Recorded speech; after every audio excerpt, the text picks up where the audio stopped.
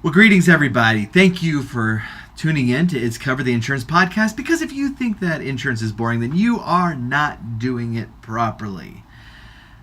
I am Paul. I'm Mel. Mel, how's it going today? It's going great. Yeah, so we're going to have a little bit of just kind of customer service roundtable here. Nice. For those watching on the video, this table isn't round. It's also not a table, it's a desk. And there's only two of us, so it doesn't really matter what the shape of the table is. Still, we're going to... You can't keep giving away our secrets here. Oh, goodness. So we actually had this person call in yesterday. And we are not worried about this person listening to the podcast for reasons that will become very obvious as we go in this story. That's right.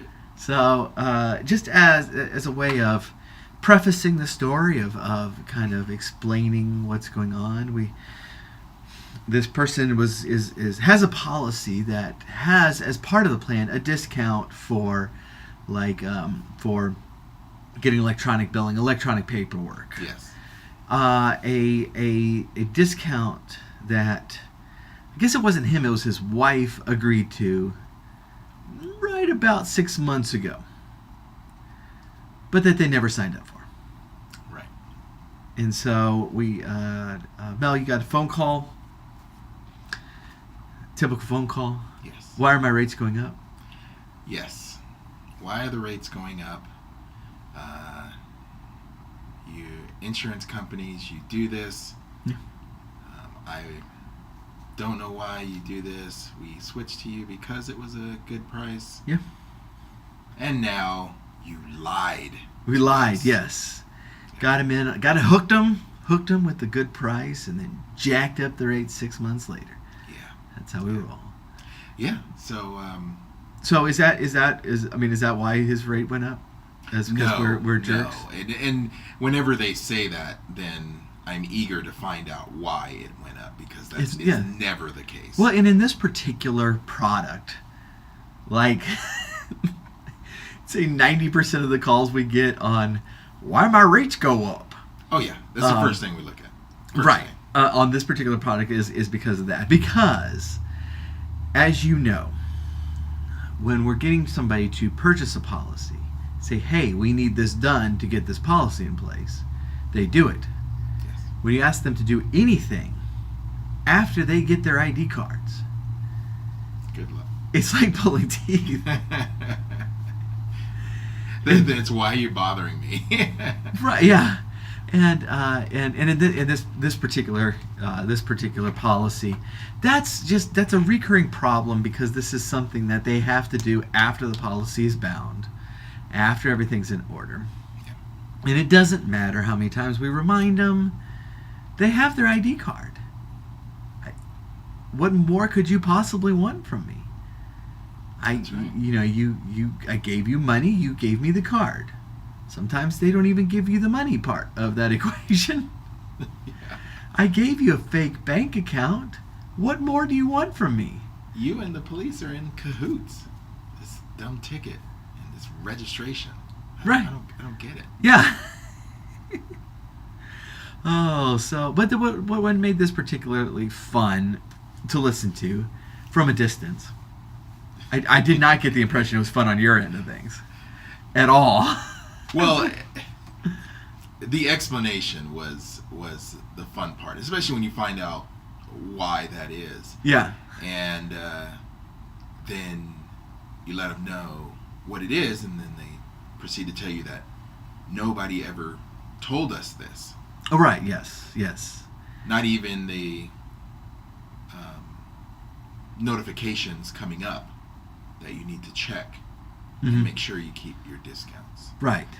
And so yeah, I mean, he was pretty upset. Nobody ever told me this, even though he wasn't the one that set it up. Yeah, exactly.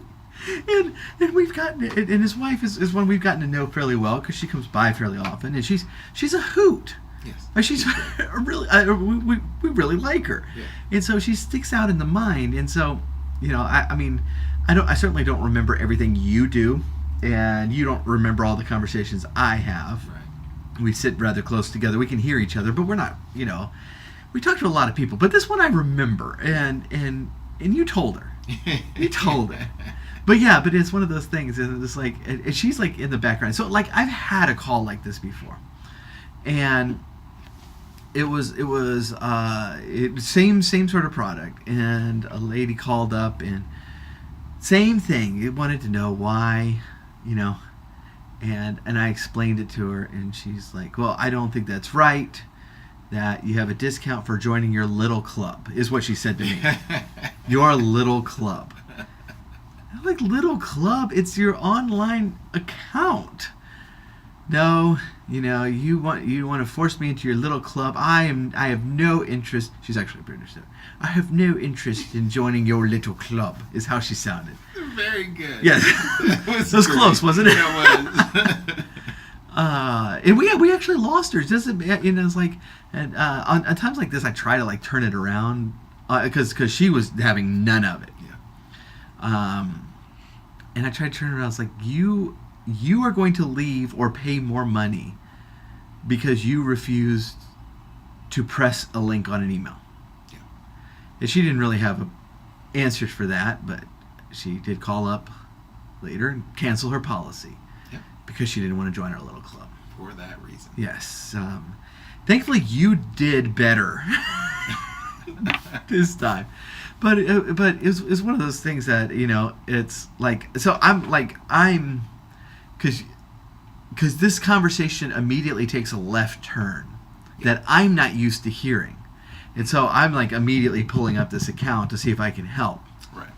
And...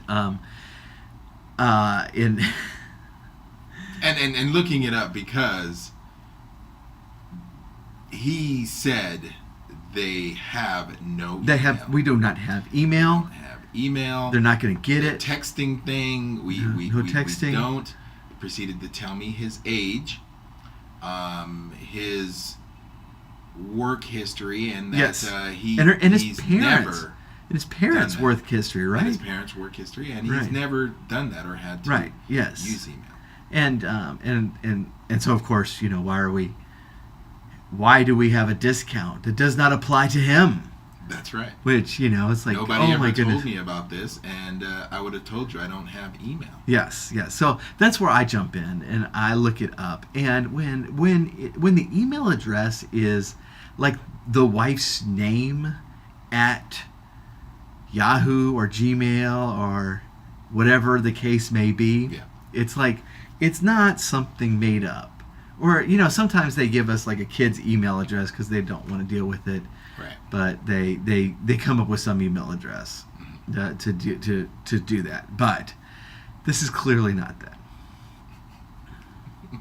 And so the best part about this conversation is you read the email address to them. Yes, you tell me, and you kind of said in the background, there's an email address on here. Yeah. So I proceeded to tell him, we have an email address.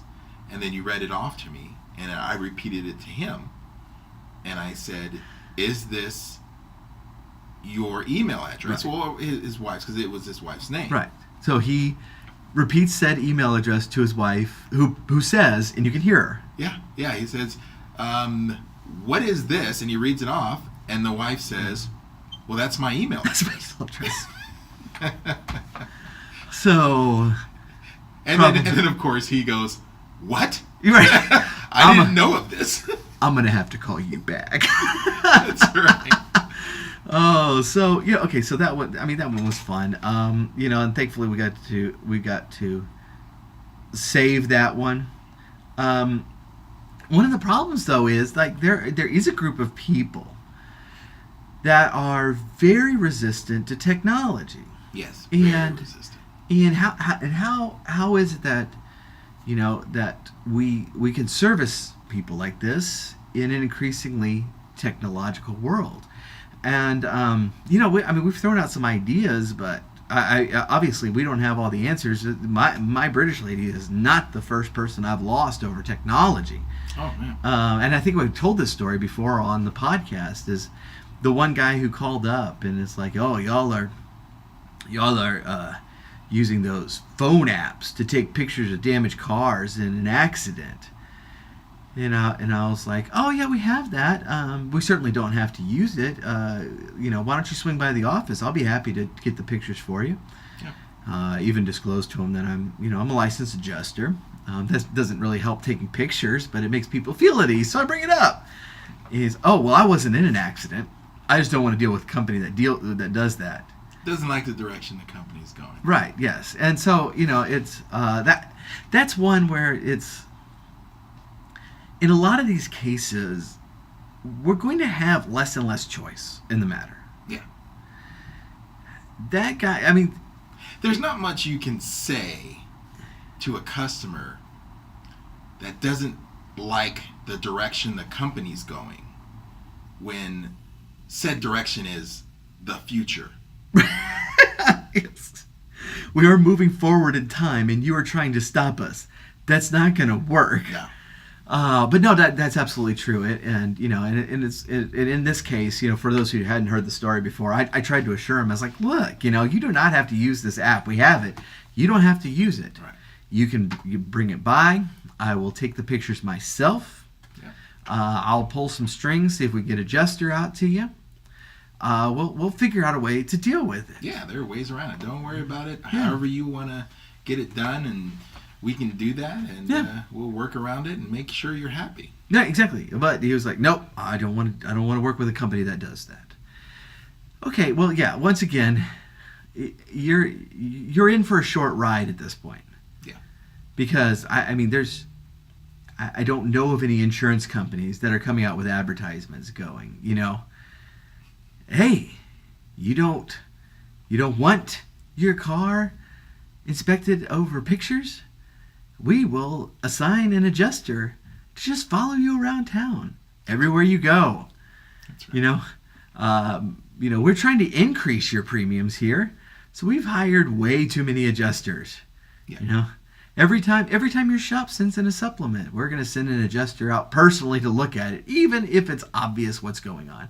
Yeah, they need to understand that the commercials where something happens and a physical being pops up right there, like literally, like they hum the State Farm theme song. Yeah, and then the boom, adjuster, boom, he's there. Yeah. So to them, you're lying to them because you're saying that you're going to do something else than what you're advertising, and you can't get further from the truth. Yeah. No, we're not. That's not what we're doing. Right. No, they believe that you are. They believe that, hey, I saw that you're lying, and I'm not going to have any part of your company. Right. Exactly. Now, I'm a consumer in other areas, including insurance. I was going to say, do you have a life outside of insurance, Mel? Yeah, I do, and oh goodness, I'm just learning about this. Similar feeling when I ordered a new burger off the menu of McDonald's based off the picture. And when I got that burger, I was really excited. I sat down. Didn't look anything like the picture. I just ate it. It was good. Well, but it dries out during the time when when they prepare it and you walk to your table. Yeah, exactly. It gets smaller. So, well, but I understand how advertising works, and the bacon wasn't coming over the sides, almost touching the table. They were under the bun. And in a lot of cases, the images we use, even insurance, in our commercials, kind of shoots us in the foot. Yeah. When you're trying to explain to people how critical it is to carefully go over their coverages and not base it on price, and they're like on the phone while a commercial for like a Geico or Progressive come up, saying, buy your policy based on price alone. Don't worry about what's in it. Yeah. It's like, it's hard to sell that, but in any case, there is the problem that, that we are moving more electronic, more web based, more more cell phone based. I was like, in fact, I just got my car inspection earlier this week, and my insurance card, I showed them my phone. It was the first time I had done that.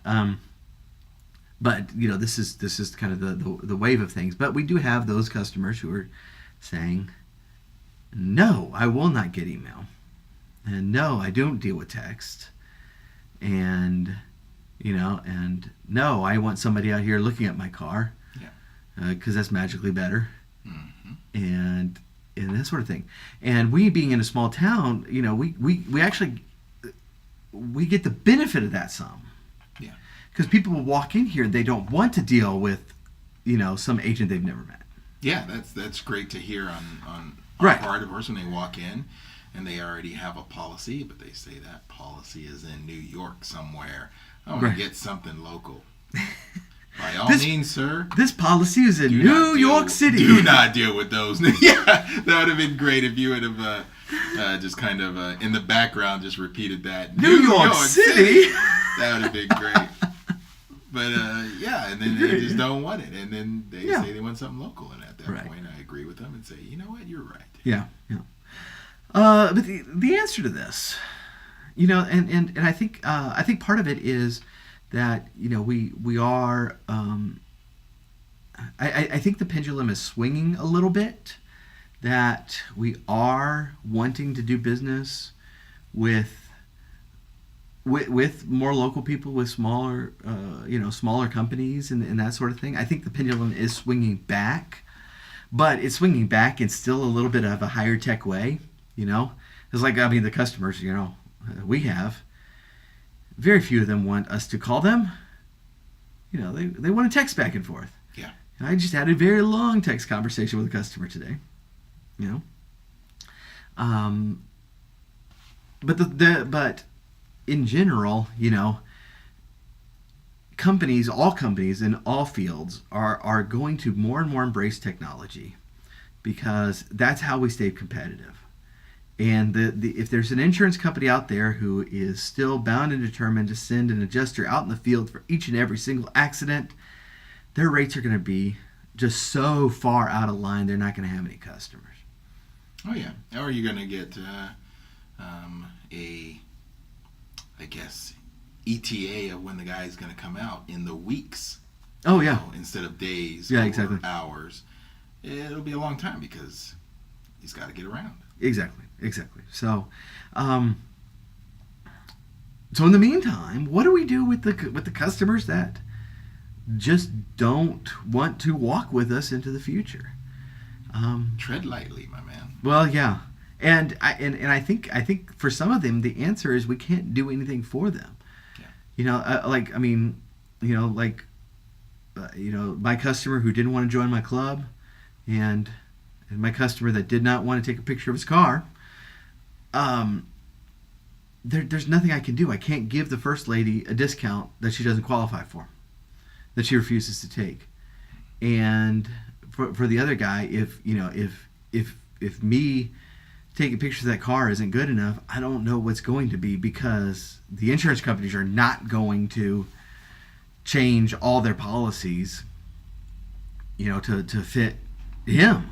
Right.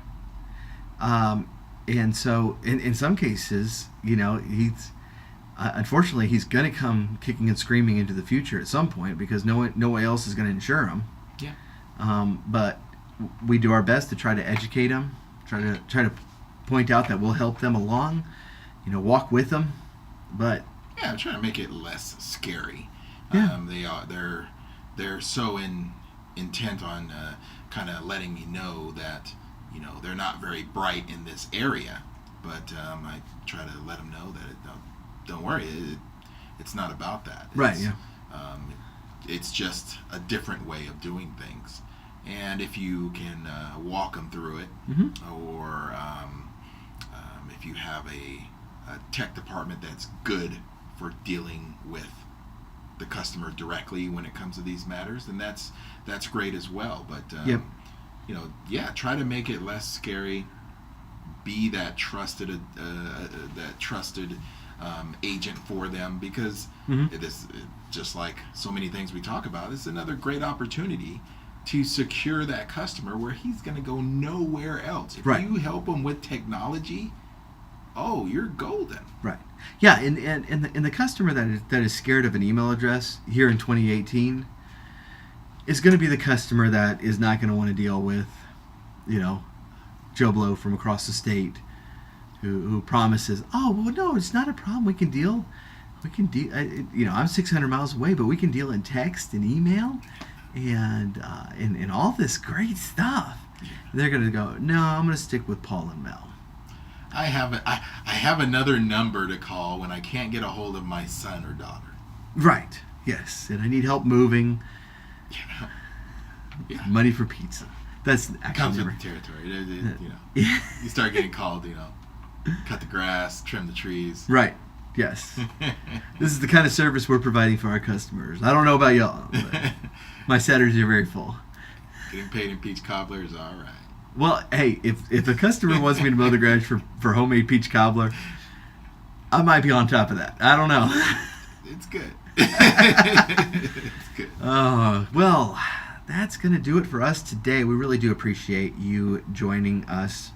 And using technology. Yes, on your phone, computer, however you are reaching us. Reminder: we are on YouTube, we are on Facebook, and in fact, I do want you to do one thing for me. Melvin and I actually were just looking at the numbers this morning. We really do appreciate. We see, y'all have been so involved with us. You've come back each and every week. It's been fantastic. You are sharing the show with your friends. It's been really humbling for us and inspiring. We really do appreciate it. Go check out our website, because we got links to our Facebook group, and try as we might, we're having a hard time transitioning the podcast group to the Facebook group. But the point of the Facebook group is to continue this conversation, and to have interaction with everybody else. And so that's the hope, and that's what we want to do with it. So I'm going to put the link to the Facebook group in the show notes. If you're in the car, just itscovered.net. Just look for itscovered.net, and that's going to get you linked to everywhere we are. And so really do appreciate you, and we will catch you next time. See you later.